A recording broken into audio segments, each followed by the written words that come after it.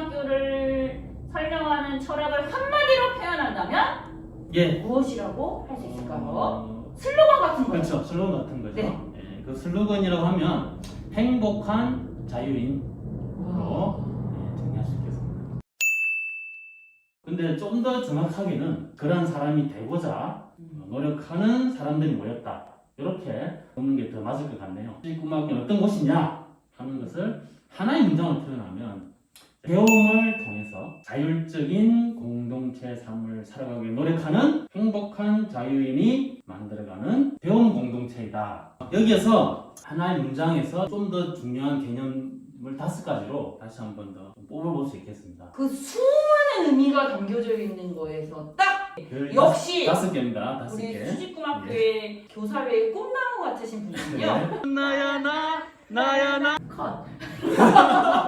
첫 번째 배움입니다. 학교이니까 당연히 배움이 일어나겠죠. 근데 우리가 일반적으로 생각하는 어떤 가르침, 지식 이러한 배움이 아니고요. 공동체 구성원 상호간이 모두가 다 서로 영향을 주고 서로 지켜보면서 배우고 하는. 그래서 교사와 학생이 서로 배울 수 있는 거고요. 그리고 학생과 학생이 서로 배울 수 있는 거고 부모와 학생이 또 서로 배울 수 있고요. 그리고 부모와 부모 간도 서로의 배움이 일어난다. 그래서 가르침이 아닌 서로와 영향을 미치는 배움이다. 이렇게 한마디로 정의할 수 있겠습니다. 일방적이지 않다는 거. 예, 일방적이지 않다는 거고요. 서로가 배울 수 있는 서로의 구성원 존재이다. 이게 핵심이고요.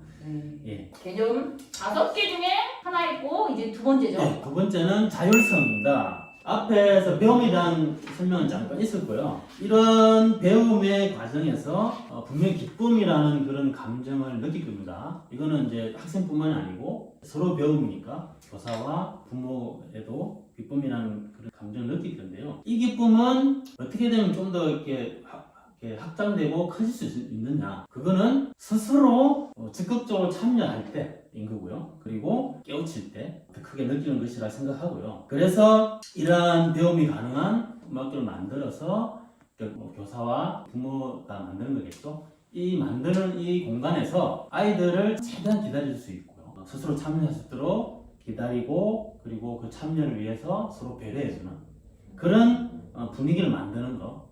이것이 바로 자율성에서의 핵심이 아닐까 그런 생각입니다. 격려와 기다림. 네. 이거는 어떻게 보면 쉬울 수도 있는데요. 어떻게 보면 진짜 어려운 부분이거든요. 그렇지만은 그게 필요하다.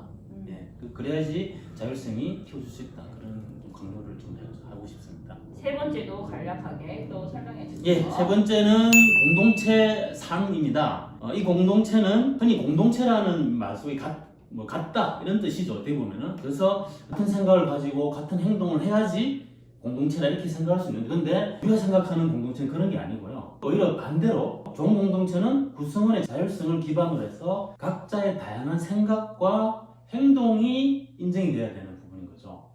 같은 생각, 같은 행동이 아니고요. 그리고 각 구성원들의 참여가 보장돼야 되는 그 속에서 다름이 함께 할 때 진정한 공동체로 우리가 좋은 공동체다. 그리고 풍성해진 공동체다. 이렇게 좀 이해할 수 있을 것 같습니다. 그래서 중요한 거는 다름이 함께 하는 거. 이게 핵심이 아닐까 생각합니다. 다름이 함께 한다는 말이 진짜 인상적인데요. 저희가 다 다르기 때문에 더 행복한 순간들이 많은 것 같아요. 이제 네 번째로 넘어갈까요? 네 번째는 세상 공감이라는 걸로 좀 정해봤습니다. 수직고등학교에서 이런 배움을 통해서 우리가 체득한 그런 경험 공동체 가치를 이제 조금 이제 사회라는 넓은 곳으로 이제 눈을 좀 돌렸어요. 그 속에서 다양한 공동체 사람들과 만나고 연대하고 이 과정에서 더 큰 배움을 우리가 이제 얻을 수 있다 생각되고요. 이러한 더 큰 배움을 통해서 나아가서 우리 구성원들이 또 다른 사회에 나갔을 때 더 좋은 그런 공동체를 직접 만들 수 있는 그런 능력자로 성장했으면 좋겠다는 그런 바람이 들어가 있다. 이렇게 말씀을 드리죠. 수직고등학교가 이제 사회에 선한 영향력을 미칠 수 있다라는 거는 저는 확신합니다. 저희도 지금 아이들과 함께 하면서 지금 선생님들도 선한 영향력을 미치고 계신지 역으로 한번 질문해 볼게요. 해도지 쌤은 어떤 선한 영향력을 미치고 계신가요? 지난 시간들을 돌아보면 오히려 제가 선한 영향력을 미치는 것보다 아이들에게 선한 영향력을 받은 것이 더 많은 것 같아요. 네. 그러니까 예를 들어서 역시. 당장에 오늘 경우만 하더라도 제가 그 친구를 도와서 청소 분리를 해주는 아이가 있었는데 그 아이에게 수고했다고 하면서 제가 밤 한 조각을 이렇게 까서 줬거든요. 근데 그 아이가 그 밤 조각을 또 잘라서 자기 친구에게 가져가는 걸 보고서 정말 감동을 받았어요. 그래서 그 순간에도 그 작은 한 조각, 콩 한 조각이라도 나눠 먹는다라는 거는 그냥 우리가 교육에서 우리가 듣고만 있었었는데 아이들이 그렇게 직접 실천하는 모습을 보고서 나는 저렇게 하고 있나? 라는 것을 다시 한번 이렇게 생각해보는 그런 시간이 되었습니다. 지금 해돋이스님께서 눈물이 그렁그렁 하시면서 네, 하셨어요. 진짜 순간 선한 영향력을 저도 받았어요. 그럼 5번째로 넘어가죠. 예, 마지막 5번째는 우리가 행복한 자유인, 그 자유인이 되겠는데요. 예. 어떤 사람이 자유인일까요? 사람마다 좀 다르게 볼 수도 있을 것 같고요. 그런데 수직구막에서 말하는 자유인이라는 것은 우리 앞에서 말한 4가지 요소도 있죠. 이러한 요소가 배움을 통해서 이제 승리되고요. 그 배움을 통해서 실천하고 노력하는 과정의 결과로 만들어지는 어떤 개념, 뭐 그러한 공동체의 구성원, 이런 개념으로 좀 자유인을 좀 설명하면 될 것 같고요. 그러니까 이제 수직구막교에서 모든 배움과 관계와 생활, 이러한 과정에서 자유를 느낄 수 있을 것 같습니다. 이러한 자유라는 느낌 속에서 분명히 행복감이라는 것은 자연스럽게 오지 않을까 생각되고요. 그래서 이러한 뭐 행복 그리고 이 자유를 느낀 행복한 자유인 이렇게 될 수 있다 생각되고요. 그러면 이제 자유인에서 말하는 핵심적인 자유인이 가지는 행동, 뭐 철학, 이게 뭘까가 중요한데요. 그러니까 한마디로 말하면 나 자신이 소중하고 행복하다면 다른 사람도 그 자체로 소중하고요. 그리고 다른 사람의 행복도 소중하다는 이런 큰 가치를 가지고 생각할 줄 아는 그런 사람이 자유인이다. 이렇게 좀 정의를 내릴 수 있고요. 그런 의미에서 우리 수직고등학교의 모든 구성원들은 모두가 다 행복한 자유인이 될 자격 될 수 있다 생각하고요. 행복한 자유인이다. 이렇게 볼 수 있을 것 같습니다. 예. 수직고등학교의 그 철학에 대해서 아주 간략하게 쏙 들어오게 설명을 여선생님께서 너무 잘해주셨어요. 그래서 조혜경입니다. 컷! 고등학교의 교육과정 이야기 펼치겠습니다. 첫 번째 지식교과, 두 번째 살림, 그리고 세 번째 예술, 네 번째 체험활동이 있습니다. 저희 학교의 숨은 브레인 인생께서 지식교과 펼쳐주시죠. 수직고등학교 지식교과에는 그게 독서, 말가글, 수학이랑 영어 이렇게 4가지를 볼 수 있는데요. 우선 독서는 세상을 살아가는 데 제일 기본이 된다고 할 수 있겠죠. 수직고등학교에 입학하면 보통 1학년들은 선생님들이 매일 그림책을 한 권씩 읽어주셔요. 그리고 그 2학년이 되고 3, 4, 5학년이 올라가면 이제 스스로 독서를 하게 되고요. 말과글은 1학년 때는 1, 2학년에는 인생이었습니다. 우리 보통 국어라고 하는데 왜 말가글이라고 하는지 혹시 한번 생각해 보셨나요?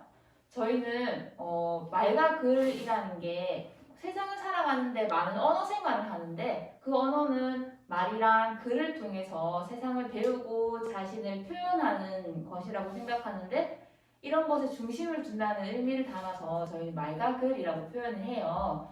그래서 저희 1, 2학년 저학년 때는 기초적인 글쓰기와 잘 듣기를 중심으로 활동을 하고 3, 4, 5학년에서는 경험을 바탕으로 한 동시쓰기 그리고 그림책 심화 활동이랑 슬로우 리딩을 통한 옹글 읽기를 통해서 보다 깊이 있게 배워가고 자신을 표현하는 것들을 조금 더 배워가는 단계라고 할 수 있습니다. 네, 다음은 늘 아이들과 뛰어나고 다리에 쥐를 달고 다니시는 진학생께서 좋은 과정 이야기를 해주시겠습니다. 왜 풀어주나? 중등에서도 이제 같은 흐름으로 지내기는 하는데요. 조금 아무래도 발전 방법이 조금 다르겠죠. 저희도 독서 활동하고 또 갈래별 글쓰기 활동 그리고 토론 활동 이렇게 세 가지를 좀 중점적으로 가고 있어요. 독서 활동은 이제 아침마다 오전에 짧은 독서 시간이 주어지는데 그때마다 자신이 책을 직접 선택을 해서 골라서 그거에 대해서 책을 읽고 나의 생각이나 느낌 그런 감정들을 적어서 친구들한테 발표하기도 하고 뭐 이 책을 추천하고 싶은 이유 이런 것들을 적어서 설명하기도 하는 시간을 갖습니다. 그리고 또 갈래별 글쓰기라는 거는 이제 아이들이 자기 생각을 말로 하는 활동은 사실 모든 시간에 굉장히 많이 주어지거든요. 모든 쉬는 시간 포함해서 학교의 모든 활동 안에서 아이들 학생 수가 적은 만큼 자신의 말을 표현할 수 있는 시간이 굉장히 많아요.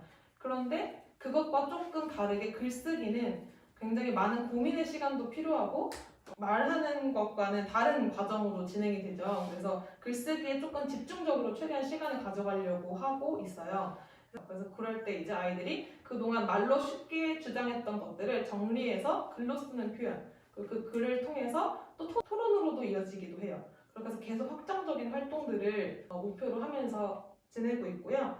그 활동들 안에서 자기의 생각을 좀 조리 있게 말하는 활동도 자연적으로 연습이 되는 것 같아요. 그래서 그런 활동들을 중심적으로 갖고 있고 그리고 또 토론이라는 시간은 그 갈래별 글쓰기에서 좀 퍼져나오는 시간들이 많은 것 같아요. 아이들이 갈래별 글쓰기를 하다 보면은 자연스럽게 어떤 관심 주제가 생기기도 해서 그 주제를 바탕으로 한 토론을 하기도 하고요. 예시로 들어주는 게 가장 또 이해가 빠를 것 같아서 작년에 소녀법이 굉장히 화제가 됐을 때 아이들이 소녀법에 대한 토론을 하고 싶다고 해서 그거를 중심적으로 한 2주 동안 이야기를 나눴던 것 같아요. 네, 그런 시간들을 갖게 됩니다.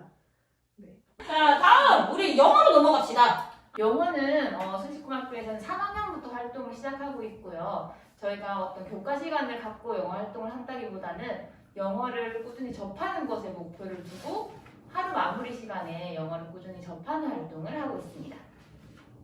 중등 이제 6학년부터 본격적으로 영어 시간이 들어가는데 이때 사실 목표는 큰 게 없어요. 영어 아이들이 처음에 시작할 때 제가 항상 하는 말이 영어를 잘하는 방법은 내가 필요할 때 하는 거다 라고 항상 이야기를 하면서 시작을 하고요. 그래서 어떤 목표를 두고 욕심내서 하지 않고요. 이 아이들이 나중에 영어가 필요해서 접근하려고 할 때 그때 그래도 할 수 있겠다 하는 용기를 갖는 것을 목표로 하면서 활동을 하고 있고요. 총 2가지로 활동을 하는데 텍스트 관련한 활동, 그러니까 교재가 있기도 하고 어떤 교과서를 하나를 두고 붙지는 않고요. 텍스트에 관련한 활동을 하고 그 안에서 배운 것을 바탕으로 활동 영어 수업이 있어요. 그래서 그때는 회화 시간 상황극을 연출해서 대화를 나누기도 하고 쿠킹 클래스를 통해서 대화를 하면서 영어를 말하고 듣는 활동을 갖습니다.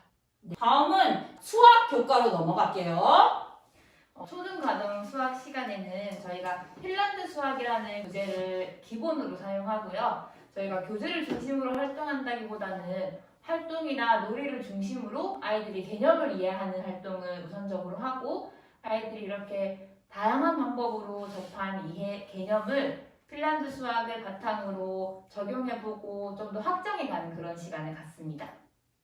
네, 이제 중등 이야기 한번 들어볼게요. 예, 중등부 수학은 1학기 때 다루고 있는 대수와 또 2학기 때 다루고 있는 기하 이 부분을 아이들에게 세상을 읽는 눈과 연결해서 설명을 하려고 합니다. 왜냐하면 수학 자체를 아이들이 힘들어하기 때문에 그 수학이 왜 우리 애가 이 세상을 이해하는 데 필요한가를 동기유발을 하는 차원에서 꼭 이야기를 하고 넘어가고 있고요. 또 아이들마다 되게 편차가 많이 있기 때문에 기본적인 개념은 수업 시간에 일주일에 한 번 있는 수업 시간에 하지만 기본적인 문제풀이와 또 그에 대한 심화학습은 아이들과 중간중간 개인 학습을 통해서 같이 진행하고 있습니다. 살림 프로젝트로 넘어갔는데요. 살림 프로젝트는 저희 수직고등학교에 드러나 있는 살림꾼인 해도지 선생님께서 초등과정 이야기해 주시겠습니다. 네, 수직고등학교가 생긴 지 이제 12년이 됐는데 생긴 이후부터 지속적으로 교사들이 삶과 배움이 어떻게 하면 하나가 될 수 있을까에 대해서 많이 고민해 왔습니다.